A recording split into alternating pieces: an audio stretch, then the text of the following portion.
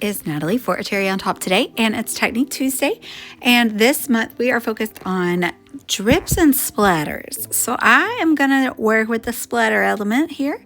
I have this cut file that I created with just some like simple images I found on Google search and then a free font. And we went to Death Valley. I'm doing an 8x8 travel album. And so this is going to be my title page. So I cut it out pretty large to fit right in the center of the 8x8 page.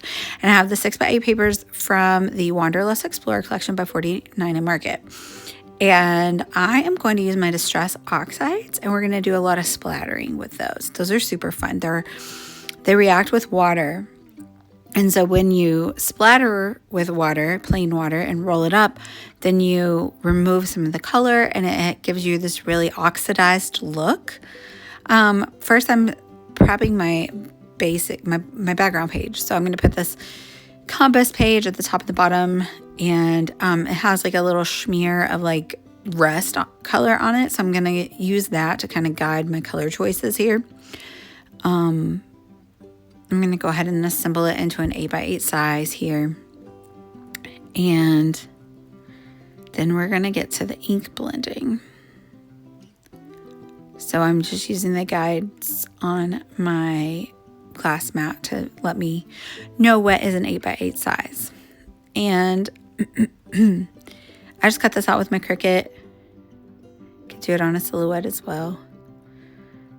Let's see, what are we doing here? So I pulled out Distress Oxides that I want to use. I don't end up using all of them. I'm going to use this Sizzix very light grip sheet. They're for die cutting with very thin dies. And we got these in the cherry box a couple months ago, or a few months back.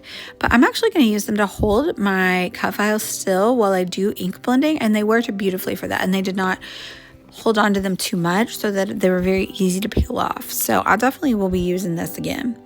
So I just went in with some antique linen at the top, and then I'm going to do this wild honey in the middle, which to me, the wild honey, even though it looks orange on the screen, it really comes across as like a yellow, very similar to fossilized amber. And then I'm going in with crackling campfire here at the bottom. Sorry, allergies lately. And then once I get all the colors on, I go back over them to kind of blend them together. So then when I add the word death at the top, I decide to do the opposite. So it looks as though the color is starting from the middle and blooming outward. And I really like the way that looked. I could have totally done the same pattern of the three colors and it would have looked cool as well. This is just a different variation of how a color bloom would look. So let's see here. I'm really loving this, and it held it so nicely, so nothing like came up while I was blending, and I didn't have to worry about maybe roughing up or ripping up the edges of my little delicate cut file when I'm kind of working hard to get the color exactly how I want it. So I do let it dry for a few minutes, but I think that we're gonna ink up the rest of it first before we go into the drips and splatters. Mostly just splatters for me this time around. So I put the backing on it and I just flipped it over. There's another sticky side on the other side. So I'm going to do that same antique linen, but then I also pulled out the speckle egg Distress Oxide. And then I think I do the hickory smoke. No. Well, we'll find out here in a moment. So the speckled egg has a little bit of like a dingy brownie tint to it. So that's why I went with that color. And that's a tint that is in the Wanderlust Explorer collection. Okay, yeah. I went with walnut stain here. And so that's the darker brown that I'm doing. So it's like walnut stain, then antique linen, then speckled egg. And I think they work nicely together and they'll look really good with the yellow and oranges on the inside. And then we're going to do a few things to kind of bring cohesion between the two.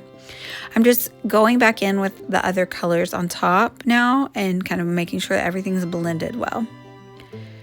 So I'm liking the way that looks. And when Distress Oxides take a while to dry as well. So once they dry, they really soften up nicely and have a good color. So now I'm going to pull out just some plain water. And it depends on which paintbrush you use. But I'm going to use a skinny paintbrush because I want lots of little sprinkles. And so I'm going to sprinkle water all over it, lots of splatters. But if you use the big one, you would get really big drops of splatter, and that would look cool too. It just depends on what you're going for. But also, since my area of color was pretty small, that's why I went with the smaller. So I'm holding it up so you can see. Do you see how it looks oxidized? It picked up the color, and it just looks really cool. A lot of times I see Tim Holtz doing like a mixture of water and alcohol as well, and that will give you a fun look also. So I'm happy with those. I'm going to set those aside to dry, and I'm going to give the same treatment to the outside part, the sign part, if you will. And I kind of go a little harder with the splatters on this since it's a little bit more of an area. And I like the way that looks. I decided there wasn't enough up there at the top, so I have to go in for more. So now I'm inking up the edges of my papers. I should have done this before I adhered them, but I want more of that orange onto the background page. And I do think that the colors go together well, but I also want the orange to be incorporated onto the sign a little bit so it looks like it blends nicely with the background and with the rest of the words. So I'm splattering the orange color onto the background of the paper, and I'm going to do a little bit of it onto the sign directly too. So now I'll have a pop of that little orange, that burnt orange color on the blue and brown sign. And I pulled out a little label so I can put the dates of our trip on there, because again, this is going to be the title page. And then I'm going to pull out the laser die cut ephemera from 49 Market. It's the Wonderlust Explorer collection. I've decided I need to buy about 3 more packs of these and hoard them. I love them so much. So I go with that globe down there at the bottom, and I'm just going to get out my little date roller stamp, and I'm going to stamp the first day and the last day.